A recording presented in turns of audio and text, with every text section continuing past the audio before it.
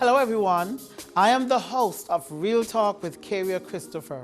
Our conversations will be intent, focused, inspiring, and yes, eye-opening. Join us as we bring to you Real Talk 2020.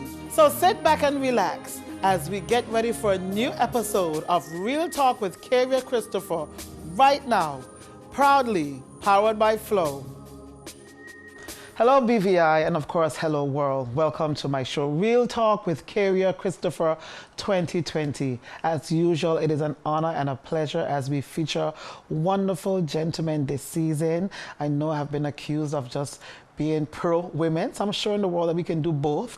And today it's my honor, it's my extreme pleasure to have two of my friends, two local young Beaver Islanders, and we're gonna speak about every and anything. Ladies and gentlemen, I am pleased to introduce to you Mr. Greg Adams. Hi Greg, how are you? I'm well, thanks. Thanks for having me. Absolutely. And of course, Dr. Michael Turnbull. Hi, it's a pleasure to be here. It is a pleasure to have you both. So I know I have been on the show for about a month. We've been relaunching and it's been just an amazing experience. And so I said to one of my friends the other day, you know, people say, you know, I ask really tough questions and I was like, can I really get good guests? So just so you know, audience, all of my shows are very pleasant. People leave smiling. And it's really how you interpret it. So gentlemen, we spoke a little bit about what we expect to gain from this show. And first of all, I want to say thank you both for coming on your Saturday morning. I know time is very, very precious. But Gregory, I'm going to start with you. Both of you really come from very, very strong lineage. And let's just speak Tatola BVI terms, big last names, Adams and Turnbull. And so I can hear the public, oh, she does only have them rich people on the show. I get that all the time. So talk to me, Greg. How has it been difficult having the Adams name, having Larry Adams and Rosalie Adams as your parents, and maintaining yourself? Because of course we are a very small community and there's a lot of pressure, whether we want to admit it or not, to kind of almost live that perfect lifestyle, especially professionally. What has been your experience so far? For me, it wasn't a pressure situation at all. As a young man growing up in school, and coming up that way, you never felt that pressure of having to live up to anything. Mm-hmm. And maybe I can attribute that to the way my parents are. I think they're both two of the most humble people that I know. Mm. And so you never felt any pressure to aspire to a certain look or ascribe to anything other than just kind of being yourself. I believe, though, later in life, as I became more independent on my own, I myself started to realize that based on the positions, especially that my mom was holding, mm-hmm. that I had to make sure that I wouldn't present myself in a certain light that would bring a certain embarrassment to her, perhaps. Mm-hmm. So that was a pressure I think I put more on myself. Mm-hmm. But that came later in life with me recognizing who she was and what she had accomplished, and how I needed to fit in that picture. But growing up, I don't think there was any pressure at all trying to live up to my last name. You know, I appreciate you saying that even as a grown man, you understand, unfortunately, the perils of life, yeah, and the labels that really come with being not only in the BVI, but the world. I always say we feel it more because we're such a very small community. Mm-hmm. So it speaks volumes to me that you understood the expectations, and to understand that, yes, your parents didn't put pressure on you, but as a grown-up, as a man, you have expectations of yourself. Yeah. So Dr. Mike, let's chat. I'm going to call you a Yankee for now. I know your people are going to come for me, but I know the Kingana people are going to come for me. They're gonna come for you. You don't even speak like us, Dr. Mike. I can't speak like us. We're going to come to that right now. I know all the Kingana folks going to come from me, but just let me know. I don't acknowledge it too much, but I'm from Kingana, just so y'all know my grandmother from down there. I actually say that publicly now. Okay. So you could give me a little break, Kingana folks. Next election, we'll make sure you register. There you go. Wow, I mean a businessman to the ground. So you now have a similar situation But I started off saying I'm going to call you a Yankee, and I'm going to still do it until you tell me, until you prove to me otherwise. I want to say that you spent most of your years away. Yes? Like 15, Oh, 14, okay. 15. All right, so half your years at most, half of the way. And so coming back down, I remember when you came home, there was a lot of hoopla. Your parents were really proud because you're officially a doctor. That's something for anybody to celebrate. So you're home, having lived a lot of your years away. Do you feel that being back in the BVI has met your expectations? Because at the end of the day, I like to say, import your wife as well, because you're never gonna have people saying, Lord, he could have married somebody, a Smith, a Hodge, but he import a beauty queen. She had Turnbull now, though. Why he have everything from me? You're right. So talk to me about some of those pressures, having grown up on the Bay, educating yourself extremely well, making your parents proud, and now you're home. You are very, very popular. Everybody knows who Dr. Mike is. Your practice, your ministry, and then your beauty queen wife. How has that transition been for you? I'll just say, first of all, like being here, being back home in the British Virgin Islands was a dream. I used to be in the States, honestly, wondering if I'd ever be able to move back home. Really? Yeah, you could ask my wife, it used to be on my mind. I used to come home every year, twice a year, Christmas and summer. But being back home, I'd say the BVI is the best place in the world. Like, it's the best place in the world. Now, overall, it's the best place in the world. The hardest part about being back home is, I guess, being adjustment to the new style of culture, because I left here at 17 and a half. And coming home for 2 months out of the year is not the same thing as living here. Of course, yeah. So that took a lot of adjustment, like just one of the things that I think that we, need to adjust a little bit is just how we treat each other. I don't read online news anymore, for example, to see how people pull people down. That's a part of the culture I don't like. But outside of that, the BVI is one of the places that you could do, if you have a dream, if you believe in yourself, you could really do anything. It has so much opportunity left. Whereas in the States, you have to compete against multi-million dollar companies. But you could have a dream and you could be able to push towards it. So I love the BVI. So I see Greg shaking his head in affirmation. So I assume, yes, you agree. Totally. Yeah. Tell me, gentlemen, do you think, as two very accomplished gentlemen, young people who have a lot of years, hopefully healthy years in your life, can you sit here to say to me right now that as Gregory and as Dr. Mike, I have done enough to encourage young people, young boys especially, in the community to believe in themselves and to believe in their dreams and to stop that cycle and to ensure that they can be just like you or even better? Greg, let me start with you. I wouldn't say I've done enough, because I believe in lifelong learning. And so I also believe as long as I'm available, I could pass on something to someone who's willing to learn. I was fortunate, I taught at the college for a few years.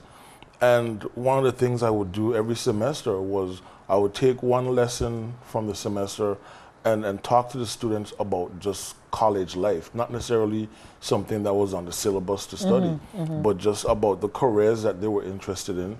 Most of them were interested in architecture and something around the construction industry. So I felt like I had a lot of experience I could pass on to them about the different majors you could look at in college, maybe some different career paths that they had not been exposed to before. So I was glad to have that opportunity. And even now, we bring in apprentices and interns into the office. And I'm always glad to share and teach with anyone who's interested. But I wouldn't say I've done enough, because I always want to do a little bit more to encourage and to inspire. So that's something that I really pay a lot of attention to, even more so now. I would say I'm getting to I wouldn't say the tail end, but I'm fairly advanced in my career.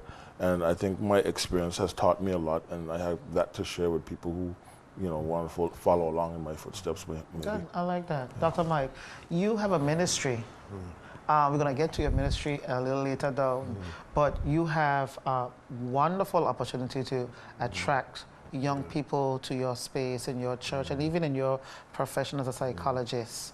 What more can be done? Because as Gregory said, there's always more you can do. I mean, being honest, like we started off when I was 16 with Project Lionheart mentoring kids. I was 16 and the kids would be a little bit younger than me. Greg may not remember, but I remember a couple of times, I guess he was a teenager and I was young, that we used to have, like, I don't know if it was called Boy Scouts meeting up at Mayor School. And I remember him and other, teenagers, and I guess he would call his students, like teaching us who in Mayor's, stuff. Project Lionheart, and which we started, which turned into a big enterprise when my brother took it over.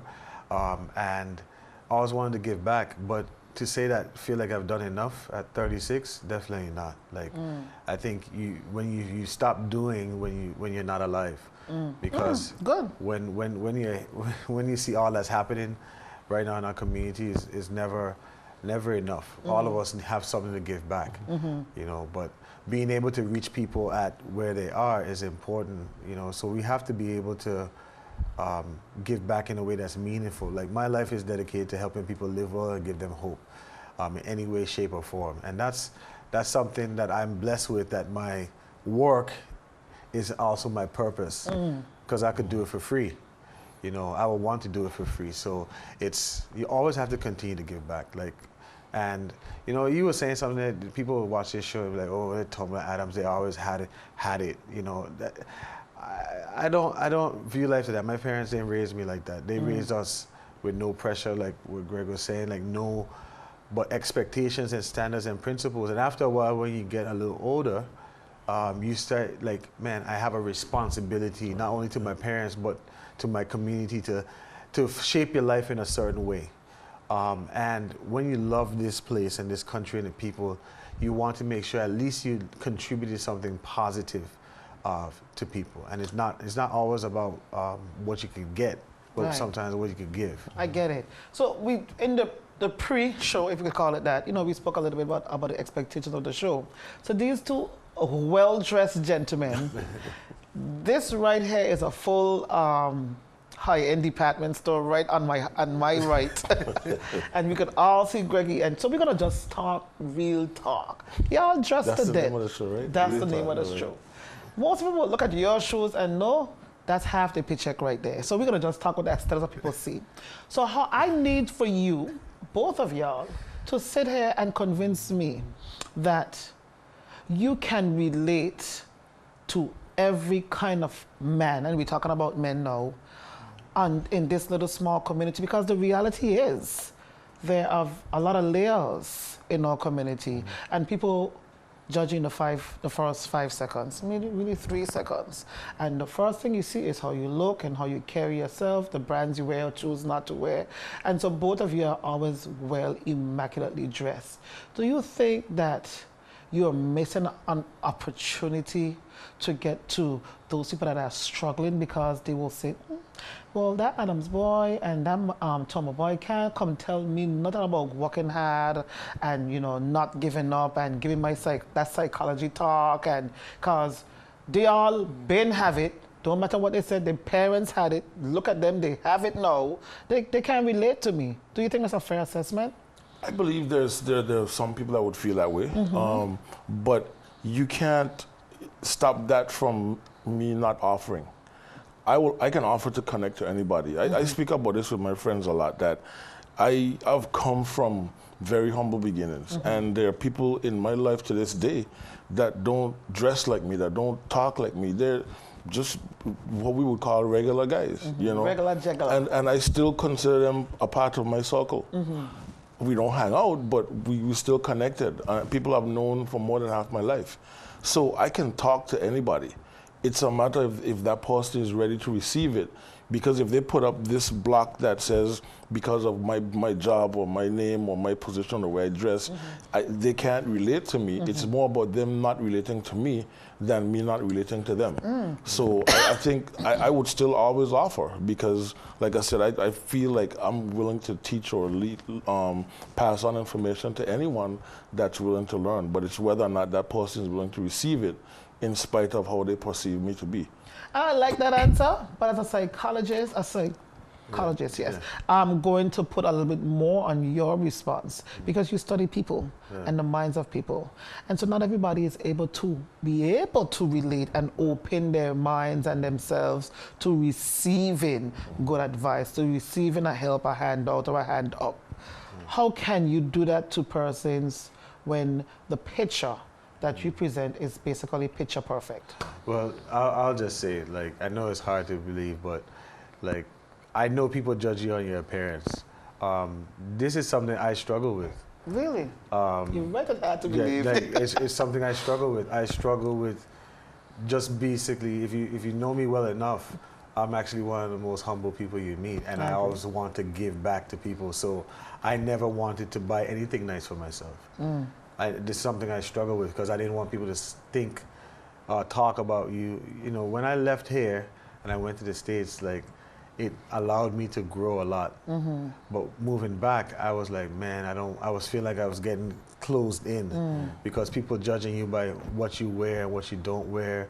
The thing is, you know, the little that you see someone may spend on their shoes and this and another, or something like that, doesn't mean that this person can't relate. Because I remember being in college and, you know, you being in different situations, or being a young man. I was married at 23. You know, nobody married with a wife want to call your father for money. Yeah. Like, how you're right. You know, like, so people might say, oh, you could have called, but it's still, you feel it's still the same struggle.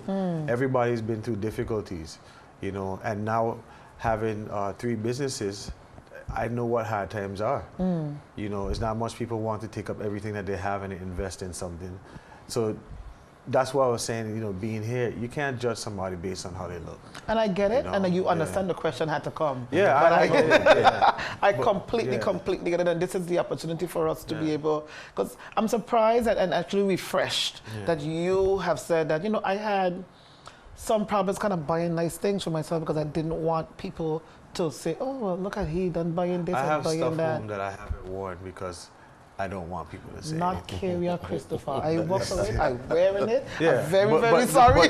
But just to say, I mean, I'm being just being honest, because you don't want people to perceive you or label you as this or another. But as I mature, you realize that people are going to have something to say regardless. But in the same sentence, though, you talked about you have 3 businesses. And it takes a lot. And me, as my other hat as trade, I know how much energy, work, sleepless night it is to even have one business. So we'll get into that in the second half about all of your businesses and entities and your outside life, outside of what you present. But I'm going to ask both of you an interesting question.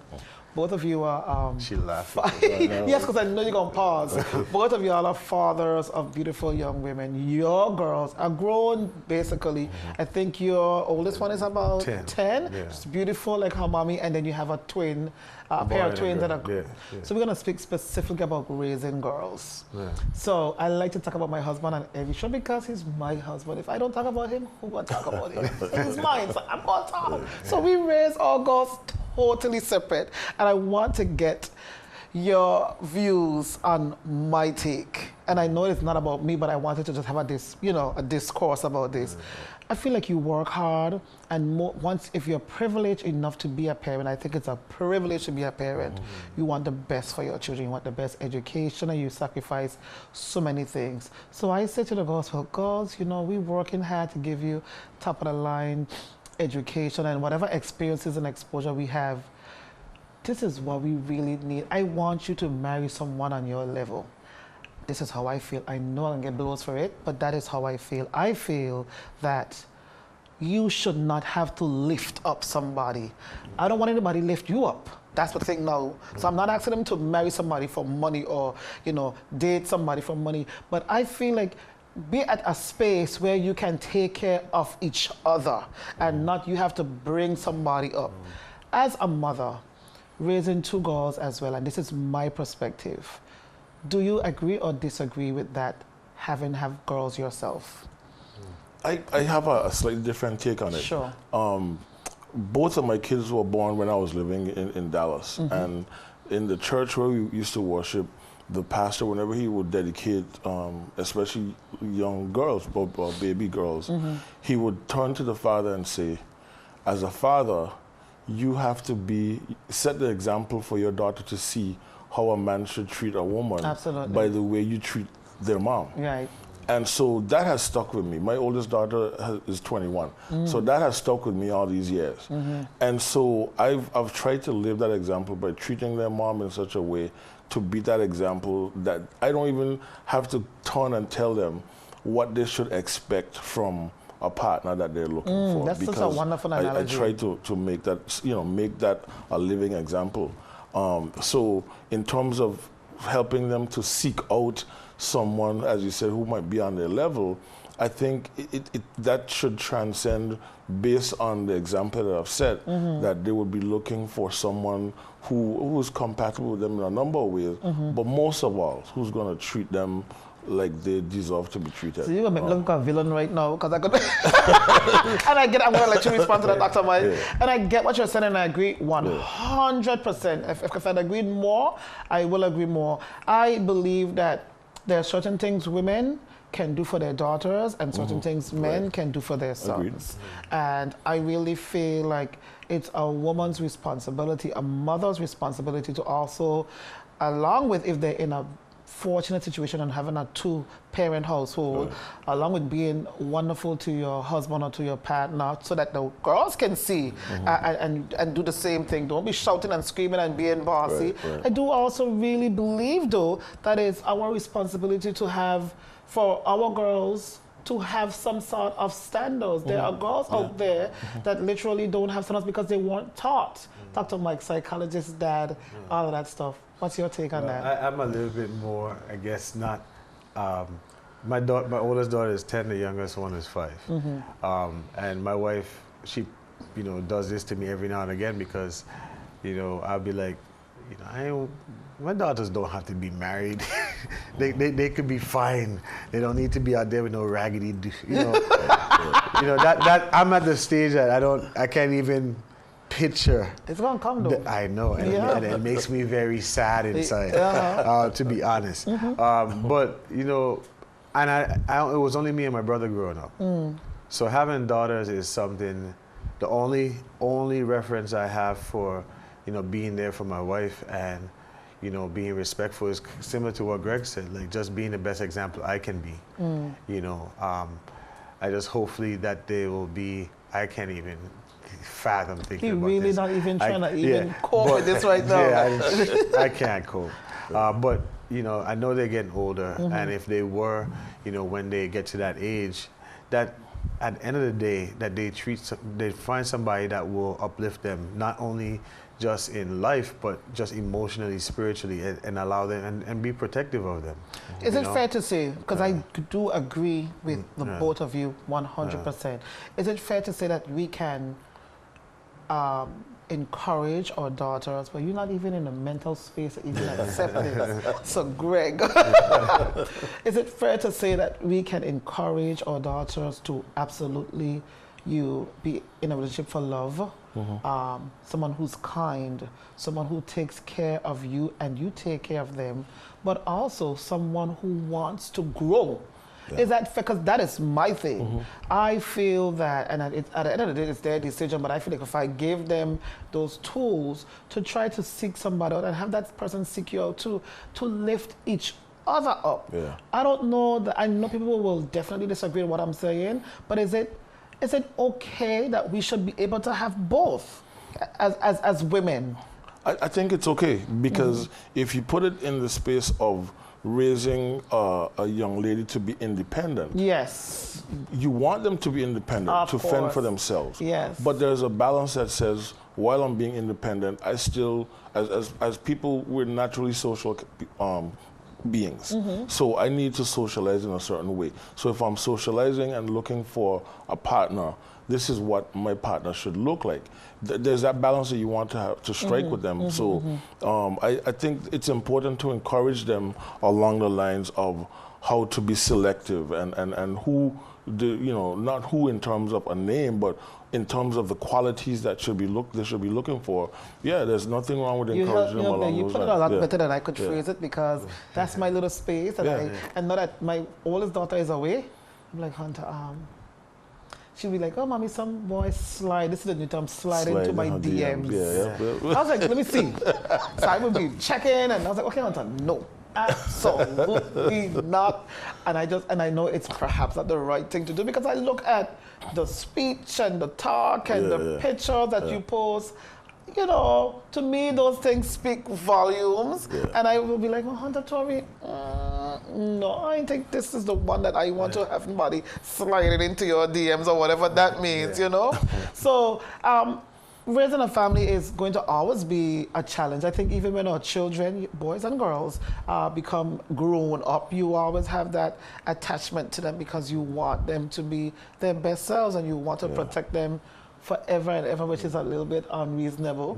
But that's what you do. You spoke about you talking to your wife in a way that would project only positivity for your girls to see. And I wanted to touch a little bit on that, because we all know being in a relationship is very, very tough. Good times, bad times, everywhere. But especially when you want people, the fact that you understand that girls and boys, perhaps, they will get into a relationship based on what they see. Absolutely based on what you see. And I'm going to ask Dr. Mike about if there was any pressure based on growing up. Even now when I check your parents' Facebook page, they're always hugging up together. They're always living that perfect Dr. Turnbull and Mrs. Marion Turnbull kind of life. So that had to be good. That had to be great, because it's a wonderful opportunity to grow up in that space. But now, as a married man yourself, do you feel like, oh, God, Lord, my parents are almost the perfect couple. I got to maintain that perfect look, that perfect lifestyle too. When you grow up there, it gives you a good opportunity, because, you know, the public doesn't, maybe you don't see everything in everybody's life. But I know they work hard to be able to be happy taking a picture, that they'll disagree. And they could disagree in a healthy way, that they'll maybe get on each other's nerves and this, that, and another. That took some pressure off, because this whole word of when people, and you know, people often think that, you said that word a lot, like things are perfect. Like, man, listen, I've been married 13 years and ain't nothing been perfect. But I won't trade it for the world. And I married the person I love. But perfection or a picture, just judge, it takes work. It's hard, man. It's definitely hard. We were living in the States 2008 when the recession happened. We were just married 1 year. My wife lost her job. We were trying to figure things out. I was in doctoral school. It was tough. Like so you struggle together, you love together, you thrive together. You know, sometimes when people feel like they've made it to a certain point, the person that they made the point to, then they find someone else. That's a crazy thing. So I didn't feel the pressure, because my parents are real people. Even though people may think we're real people, you go through real things. You cry, you hurt, you get vexed. You feel like I don't feel like going home. Or this, you know, like it happens. So, you know, nothing is perfect, and to judge somebody, you know, we all human beings and we all feel. So I didn't necessarily feel that pressure. I just, you know, you want to raise your family and be an example to your kids of what a man should be and what a husband should be. So I put that pressure on myself to improve every day. I'm happy with that answer. You know, I'm still not gonna not call you a Yankee yet, because you're nearly there. But Gregory, no, I cannot see the cameraman over there cackling, because he's still a Yankee. He ain't get to that full toll yet, but nearly there. By the time we finish the hour, you're gonna be 100%. Gregory, you and I, because I've known you a long time. BV Islanders generally don't have a lot of public contact. We don't do a lot of public affection, especially in relationships. People would come to my office and they're like, where the husband picture? No, I don't. Not that it's a good thing, but we have a perception of, I don't want to have too much PDI, because if something go wrong, they're gonna be like, oh, she up and down, blah, blah, blah, blah, blah, blah, blah. No, I will speak about Roberto here. I'm not a public display of affection outside, but mostly he really isn't. I feel it's a BVI man thing to kind of be a little bit more distant in public. You know, you could hold hands, but I sure ain't kissing nobody nowhere in public and that kind of stuff. Is that something that you think, because I'm going to come to Mr. Yankee in a little while, because is that something that is ingrained in BVI culture? Is it a right, wrong thing? Should we be more comfortable loving out loud who we love? I think you should, because Like, after you never all, see you hug up nobody, kiss up nobody, nowhere. and it becomes a matter of your personal preference, you know. And I think also we're living in a social media age now where just about everything you do is posted up somewhere, and that's how some people choose to live in that sense. But for the same reason as you mentioned, people try to refrain from that, because if there's a fallout, then you have to fall out in public as well. Exactly. So there's that dynamic to it. But I've seen it. I've seen over the years where, like I said, I've lived away for quite a number of years, and you see people behave differently in public. I lived in Dallas for a number of years, and coming back home, you get to compare, and there's definitely a difference. Big difference. You don't see as much of the PDA here in the BVI. For whatever reason. I honestly, it's not something I really thought about. I do think about it a lot, because I think it kind of drives how we live our life, because the minute I'm in the airport, from the time I hit the airport, I up on the road, we am. Right up on the neckline. By the time we reach St. Thomas, we good. I mean, base, whatever. So Dr. Mike, I can call you folks 30% Yankee. You kind of, you're getting there. That's good. That's good. We get in progress. I see, because of course you're not going to check your social media page before you come here. So I see there's a total different thing for you. You love out loud, unapologetically, and which is beautiful. I think it's a beautiful thing.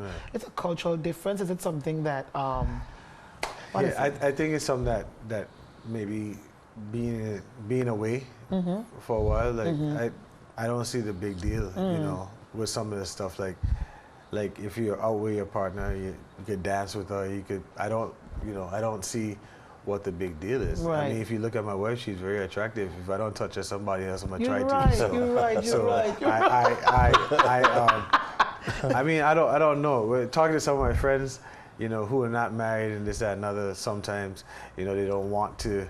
They're not going to PDA with this woman because they got 2 other women, so they don't want to get this, that, and other. So I don't know if that's a part to play into it. You don't want to upset nobody. Right. So, but I don't know if it's a culture thing. As you said, it's not something I really thought about. You have never thought about that? No, not really. And we got to go to a commercial break. No, we'll come back in a minute. But I like the fact that you are able to say, if you see my wife, she's very attractive. And I love that you are loving out loud, as I said that before, because not a lot of men are even comfortable saying, this is my wife, this is my lady, she's lovely, she's gorgeous. We're going to talk about that later when we come back. Ladies and gentlemen, it's always a pleasure, and it's more so a great pleasure to have these 2 amazing gentlemen today on my right. We will be back in 2 minutes and 2 seconds after a commercial break. Flow is giving you bigger savings and better bundles. Light up your life with our Spark, Flame, and Fire bundles with speeds of up to 200 megabits per second. Watch your favorite TV shows, follow the latest news on Flow TV, and stay connected with loved ones on the BVI's fastest fiber network. To find out more about our bundles, visit our website at discoverflow.co, British Virgin Islands, or call our customer care center at 1-800-804-2994. And we're back. Dr. Mike, we ended with you being able to publicly talk about how lovely your wife is and acknowledging if you don't check for your wife, and as you said, touch your wife, somebody else will. Do you believe it's more difficult maintaining a marriage here locally in the community versus, and Gregory will chime in too, versus internationally? Because one of the things that we as in a community, and as a psychologist, you will speak to it, we don't believe in marriage counseling. You know, we don't believe in having some kind of counselor to help us in certain things. I was saying this on a few of my shows back when I had the pastors. My husband would say, because we all acknowledge, a marriage is a difficult thing. It's a beautiful thing, but it can be very challenging. And I would say, well, babes, you know, maybe we would need to see a counselor, whatever the situation. And Absolutely not. I ain't talking my business in front of nobody, and you're not talking my business in front of nobody either. And who the counselor to get counsel from? So let's just talk to God, full stop. What's your take on that as a counselor, as a psychologist? Yeah, well, I mean, being here now for 4 years, and I understand why people are very hesitant to talk to people about their marriage. I understand because, you know, we live in a very small island. Confidentiality is a big thing, and pride is a big thing. Yeah. So most of the times, you know, it takes a lot for somebody to get to the point that they want to make counseling. Like, it's not easy, because especially if you're known in the community, you feel vulnerable. So you really have to feel at a point where it's safe. So I try to tell people, before you get to that point, try to see what things you could do to strengthen your marriage. If you need to go away to marriage retreats or this and another, do it, or spend time building your marriage. But I think it's not easy. It's not easy being married. So you won't encourage counseling right off the bat? Oh yes, before people get married, they need to get counseled. Like man, I've seen people break up because they didn't want to share their paycheck. Or they didn't realize the person really was serious, that they didn't want kids. These are all things Those are big issues. Yeah, but people say it, but they don't really talk about it, because I told somebody, you know, you could choose to have a happy wedding and a sad marriage, because you've concentrated so much planning your wedding day, you didn't think about the marriage. You know, so, but being here in Tortola, yeah, it is hard to be married. The reason why I say it, because you have to spend extra time protecting your marriage and your space. Yeah. You know, and I'll just be honest, like, it's like, me and my wife go out a lot. Like, we used to go out all the time, like, go out, sit, chill, music, dance with each other. Here, you go out, oh, you see outside dance with your wife, and he was here, and I was like, Jesus. Yeah. Like, I was like, you know, so you have to get creative. So you have to, you know, when we want to go away, and we can, we leave the island, so we could just be Mikey and Sean, instead of all these titles and things that you're putting yourself. Because, you know, if you put so much pressure on yourself to be everything to everybody else, you forget the person who's in front of you. Spoken like a true psychologist. Greg, what's your thought on that? You said you have to be creative. It's difficult. Before you go any further, and answering the question, when you tell me you have to be creative, convince me, are you man actually capable of being creative? Go ahead. Some of us more than others. And the internet is a very good tool. I love you. To help with those of us who are challenged in that department. But you know, one of the things we did before we moved back home on our anniversary, which was around the time of my wife's birthday and Father's Day, we would always, for example, just look on American Airlines Net Savers and pick a trip that was on sale that weekend, and that's where we would go. And that would be like a yearly kind of retreat to just be in our own space. So those things, and those are things you create memories for years and years and years as part of building that bond and building that relationship. But it's more difficult here because you're not as connected in those ways to be able to travel as freely, where a weekend getaway might run you a couple $100. You're talking about spending in the thousands to do the same thing here. Big difference. You know, so it's more challenging. The ability to actually just go out and find an adult environment where you could, you know, be with your wife or your partner, they're not as plentiful here. So it is more challenging, but you know, again, the creativity comes in. You might be able to do something at home, you know, create an event or an environment at home on an evening where you could, you know, really enjoy each other. But it has to take the effort. Greg said, and I do have a lot of gentlemen surprised. I watched the show. They have my whole inbox. They would never put anything on my page. They just gone to the back in my inbox. So gentlemen out there, Greg said, check the internet. If you don't know how to, I like the fact that you said that. Google. I have a friend. I'm not going to get into it too much, but she says, Karia, you know, he wasn't getting it. He just wasn't getting it. I had to show him some pictures. And so men are visual creatures, clearly. So I like the fact that you actually said, you know, you don't understand what's going on, Google it, use the internet, check some pictures, drop us do a whatever. hint, Drop us a hint. But I mean, as you said, drop us a hint. You've been married for 13 years, you said? How long have you been married for now? I was married in 92. What was the number? A long time. Over 20 years. Your wife will kill you. Do you feel in a marriage, anything after 10 years, so both of you are qualified, that you have to be soft? Let's say, I'm going to give you a suggestion or just a scenario. Every single year your birthday comes up, your husband don't perhaps just give you some flowers or whatever. You want something more. It doesn't necessarily have to be a lot of money, but should I say, Greg, Jesus, I'm crying. Every Jesus Christmas year is the same thing over and over? Or should I say, oh, Greg, you know, it would be nice to do something different after however much years of being married? Is there a shift on how the dialogue should happen? Should we have to soft soak it still? I think it has to, it's going to evolve. Because maybe after the first time you get tired of it, you're like, okay, maybe you might want to try something different. But if the same thing keeps happening, the tone might need to change to say, well... So you okay with getting a little rough up? You have to, I mean, you have to speak the language that is understood. Right. And clearly if you're being soft with it and the behavior continues, that language isn't being understood. Right. You have to try a different approach. Dr. Mike, what are you saying? Well, I mean, like, I'll just say, like, I had to learn. I was married at 23. Yeah, okay? very young too, yeah. So I learned and matured a lot over time. You know, I used to be, my wife likes experiences, right? Whether I like gifts. I want something to open. Yeah. Right? And she used to give me experiences for my birthday, And which you didn't like that? I used to be like, listen. So I used to be like, listen, if it has a power button, I'm usually going to be happy with it. You don't want to trip nowhere. Right? You don't want a restaurant. And vice versa, I had to learn what she likes. And some of the conversations, this is the thing, when people are married, you don't end up being this, that's what I'm saying, an argument doesn't mean that you don't have a healthy marriage. Of course, yes. You know, there's a difference between an argument and being critical of your partner.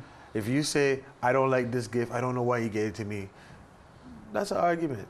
When you say, I don't like this gift, I don't know why you gave it to me because you don't care about me. Now you're gone into being critical and making assumptions. Yeah. So you could have a disagreement. Because I've had people say some of the worst things to me in a very nice voice. Really? Oh. And it stings Some of the same. most horrible things have been said in the most soft tone. Wow. I mean, if you know me, if people know me, I'm, you know, some people say I'm moody or something like that, right? But I'm very passionate. I'm very, very, very passionate. Like, I'm very particular, which these things help me in life, you know, but you just gotta be honest with yourself. Like, your wife will need to give you the real truth. Honest, because talking in parables and all that stuff, I walk out of the room like, I don't know what just happened. I'm just happy that the both of y'all were able to kind of meet me there and kind of give me some validation in that space. But we're going to jump off the marriage and wife for a little while. I mean, that's a wonderful topic. And you'll enlighten so many other gentlemen who will be surprised with how much people will stop you in the street like, oh, Dr. Michael, hey, Greg, that thing what you say, but I helped me a lot this weekend or whatever. So thank you guys so much for being so refreshingly honest. Dr. Michael, we're going to jump really on your King Ganabee lineage. You come from a huge church. I don't even understand how that church works because I like to sit up and talk about my Methodist church all the time. We know how the Methodist structure works. It don't belong to us. They're going to send out going to happen. They're going to kick somebody out. They're going to bring somebody back in. But King Ganabee Methodist Church, that belongs to the Turnbull them. Well, that is a misperception. Well, tell us because this is how I come in for you now. Yeah. Let me just say, right? Explain to us how that works. So, growing up in the church, right, my dad, which he will publicly say, he never put any pressure on us to be in church or involved. This is why a model, you know, having a model is more important because he never told us, oh, you have to do this, you have to do that. We just followed his example. Now, my father's been the longest pastor at that church, but there were a couple other pastors before him. So you're sitting and telling me that that is not the Turnbull no, Baptist it's not. Church. It's So not. somebody else, a Hodge, a Pricky, a Smith could actually be? Yes, and that's, you know, the thing is, the Baptist church by its formation, every decision is made collectively from the congregation. So the congregation actually has the power. So they vote for who will be a minister, who will be that from the body of the church. Do we have anything regional, or is it just like the King and Well, we were connected to different things in the church. Well, one of the things was Southern Baptist Convention a long time ago. Yeah. But my father, each Baptist church is independent and able to choose. That's what distinguishes a Baptist church. But one of the things that happened, some of those relationships got fractured when my father chose to ordain a woman. Oh. Yeah, the Southern Baptist Church was really retractive and this, that, and other, and we were able to be progressive. But the church ain't belong to the Turnbulls. But y'all heard it here. The church, Greg, you know that? Well, I knew, but I confirmed it now.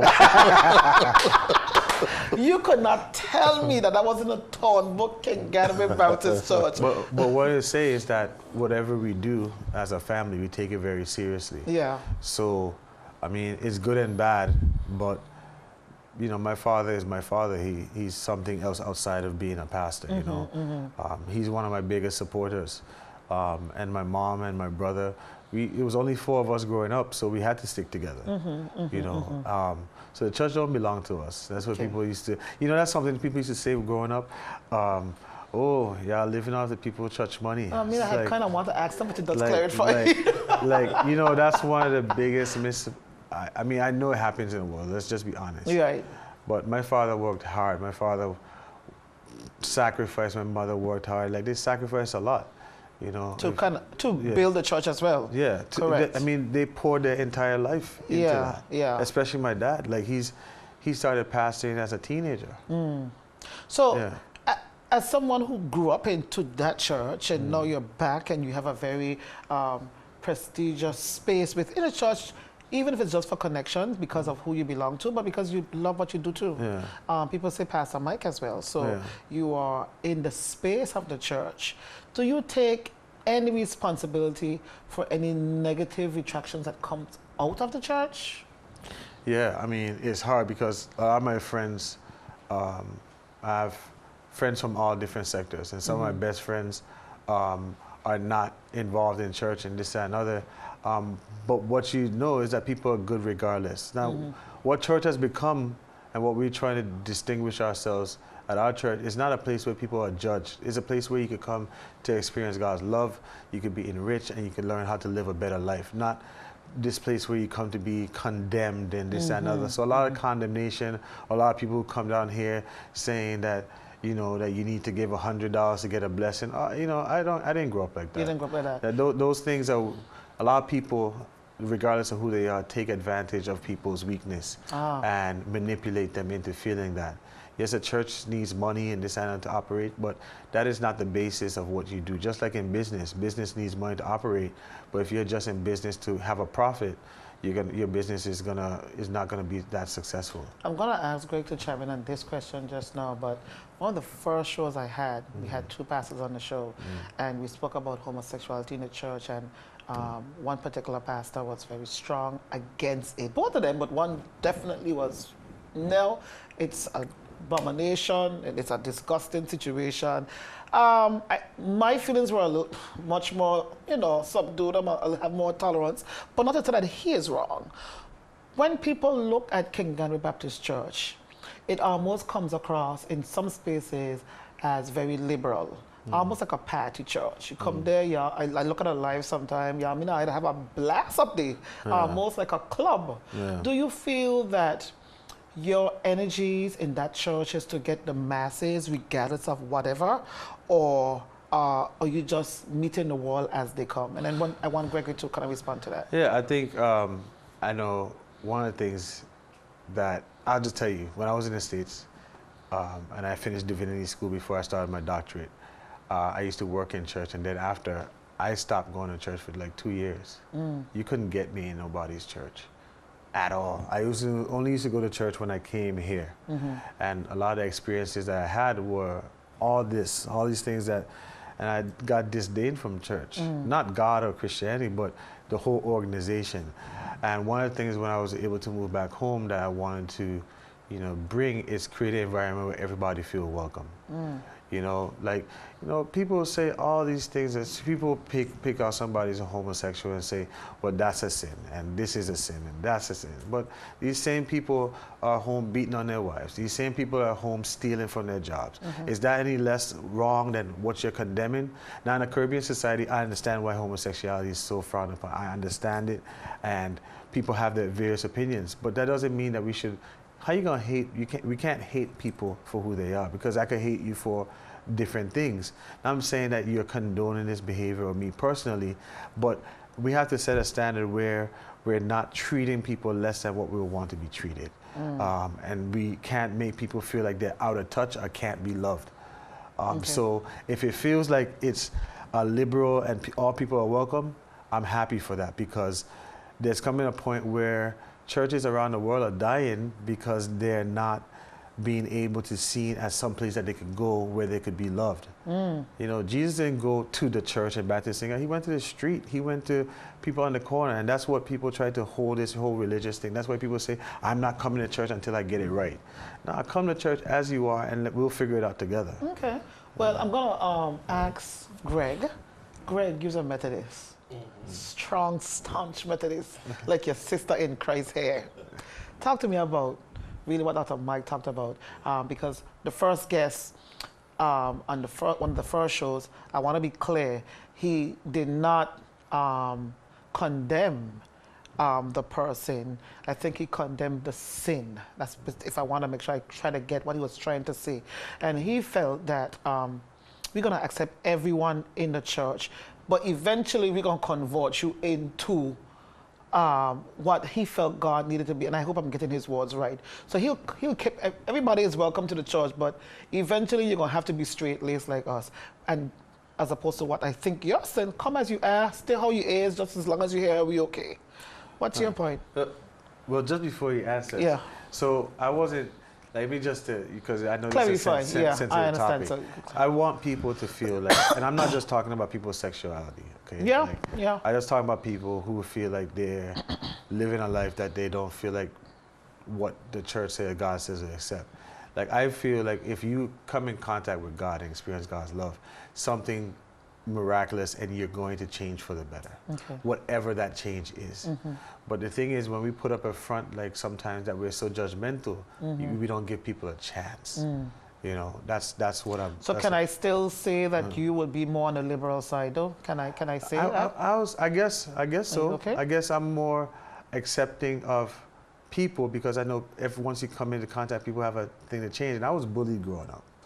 Right? When you're bullied growing up and being talked about and being picked on and this, that, and other, you develop a whole different sense when you're able to heal from that, that you don't judge people. You give people the benefit of the doubt. You try to meet people where they are and bring them up to a place where they desire. Okay, Greg. You're not a pastor or a preacher, but you're a big one in the Methodist Church. I say that because I see it myself. Greg to be up there directing and carrying on. So Greg, as a BV Islander, somebody who has been growing up in a church, what's your views on that? And there's no right or wrong answer. And you know, that's probably one of the I guess the misconceptions or the wrong perceptions that people may have about me. I grew up in the Methodist Church. Yeah. But to be perfectly honest, I moved back home in 2007, and I have not really been connected in a strong way to any church.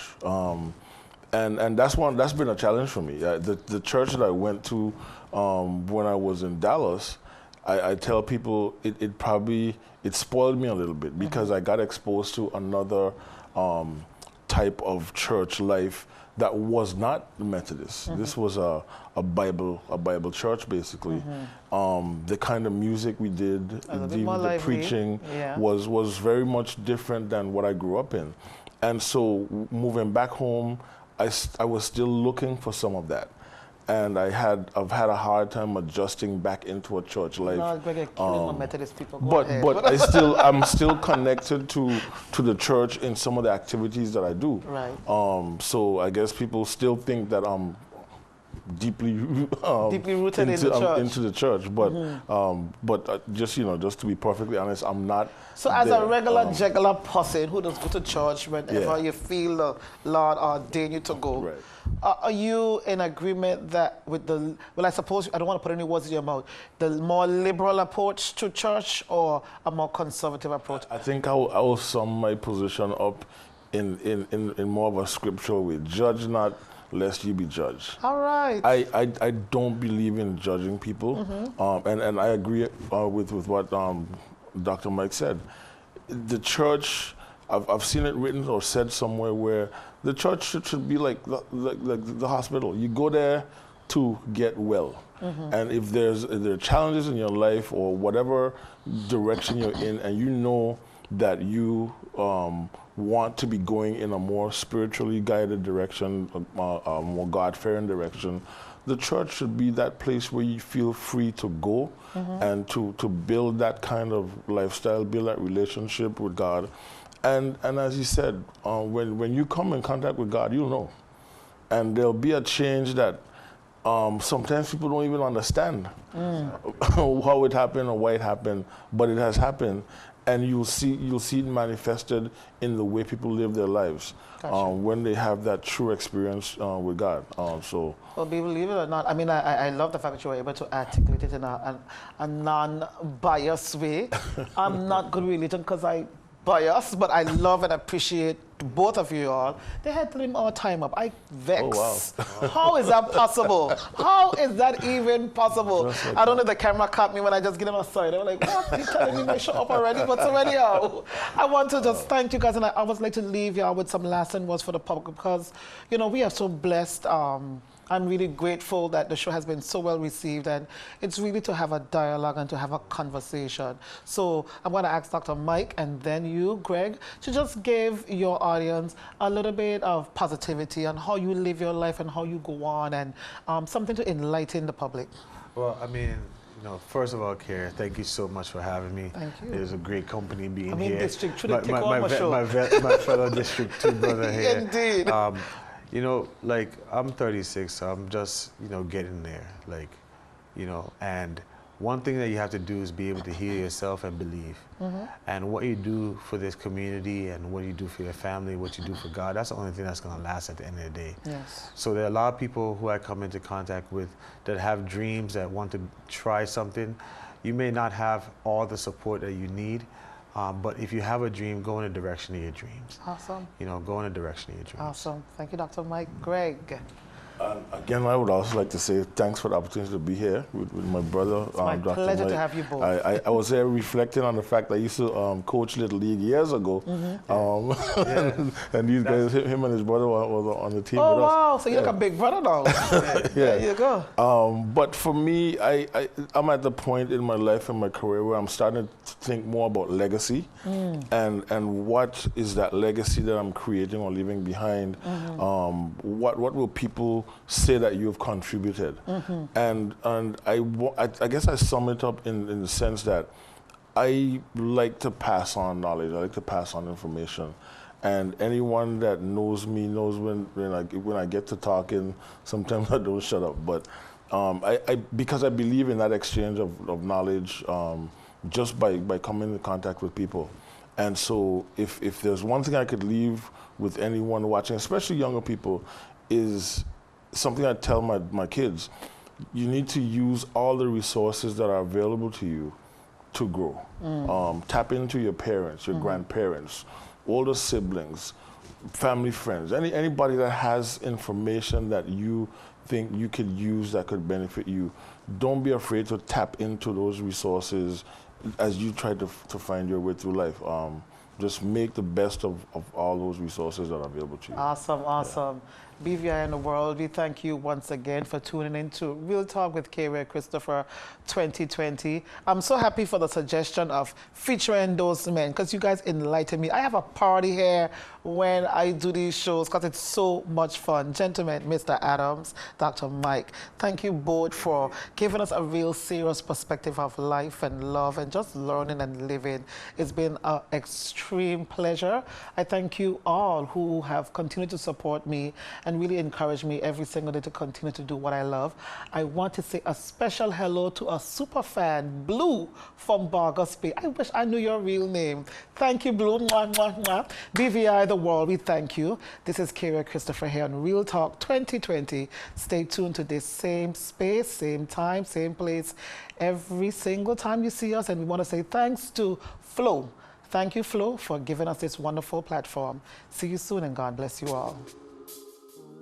Real Talk is proudly powered by Flo, sponsored by Nagico Insurances.